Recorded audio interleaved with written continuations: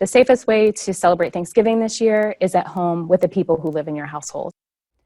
Just one day after the CDC told people to not travel for Thanksgiving, this is what it looked like at Sky Harbor this morning.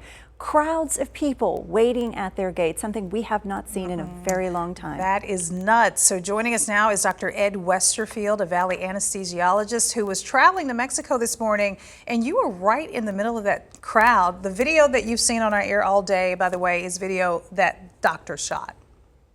Yeah, it was pretty amazing. I mean, we thought we were sneaking out when the crowds would be less, not when it's going to be like really big next Wednesday.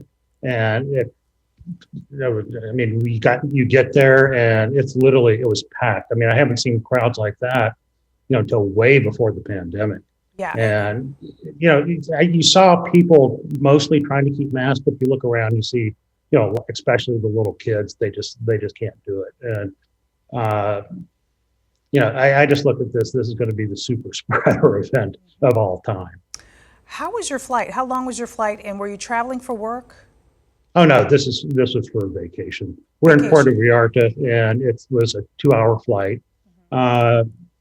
Everybody was masked, and the one person that said that they didn't want to wear a mask, somebody that was very official looking came in and talked to them and said, "You wear your mask or we're going to remove you from the plane and you'll never fly American Airlines again." And they put a mask on them for that. The flight was the same. I mean, I went back and took a stroll down the aisle and everybody was wearing a mask, so that was no issue. And once we got into Mexico, I mean, they're taking it deadly serious down here. I mean, I've had so much hand sanitizer on my hands since I've gotten here that, they're shriveling right now. Probably had my temperature taken, 15, 20 times. I mean, every time you go in and out of a building or through a door, there's somebody there taking your temperature.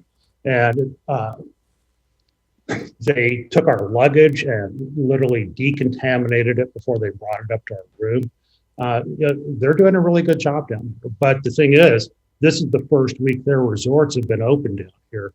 So they've been shut down for 7 months. So they're very anxious to see people come down here.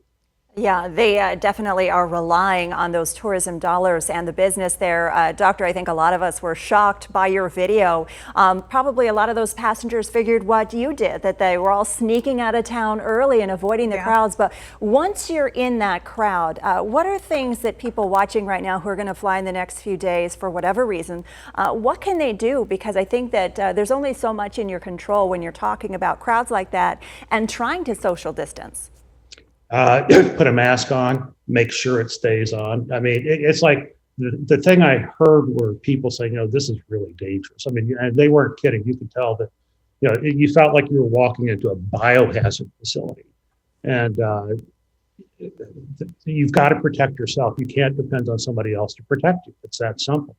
And you can see looking at the crowd, I mean, social distancing, it's just physically not possible. There's not the room that you can have everybody come up to a gate that's going to get on a plane that holds 200 people and expect them to be around there. So, the best thing what we did was we found a place that the plane had just taken off, so it was pretty empty. So we sat there until they called for the plane.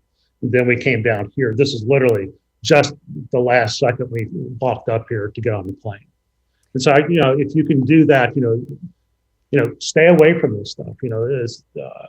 Once you're through the TSA checklines, there's no reason to be in a hurry to get down there to sit down because, people were being really good about trying to, not sit next to each other. But when, they designed that so that even under the best of circumstances, not everybody's going to get a seat. When you're only using half of them, most of the people are standing. Which is pretty tough when you've got elderly people, vulnerable people looking for a place to sit down. But I mean, I know a lot of people who figured if they've got a test, their test is negative, they're good to go home and see their family, and they're not going to put them at risk. But then walking into a crowd like that, even after a negative test, almost means nothing. Exactly. It's that the test just tells you what you were at that moment. The second you're exposing yourself, traveling, going through a crowd like that the chances that there was somebody there that didn't have COVID is zero. It's, and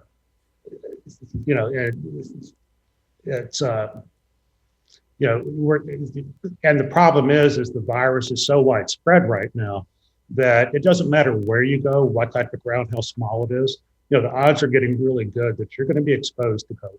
With all those people, we have only just a few seconds left. With all those people in the airport and you going back and people watching this and they know they're going in, is a mask all you recommend, or do you recommend the face shields as well? Do you recommend gloves? There's so many people in that crowd. If you've got issues with your health, yes to all three. But I'll tell you, I've been wearing masks, for 35 years in my profession, and for somebody that's not used to wearing a mask, it's really hard to do.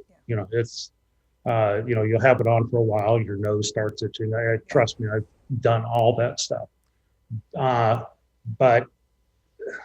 the best advice I can give you is if you've got an immune compromised situation, don't go to the airport. Yeah, we'll leave it there. Doctor, thank you so much and safe travels back home. Thank you. Thank you.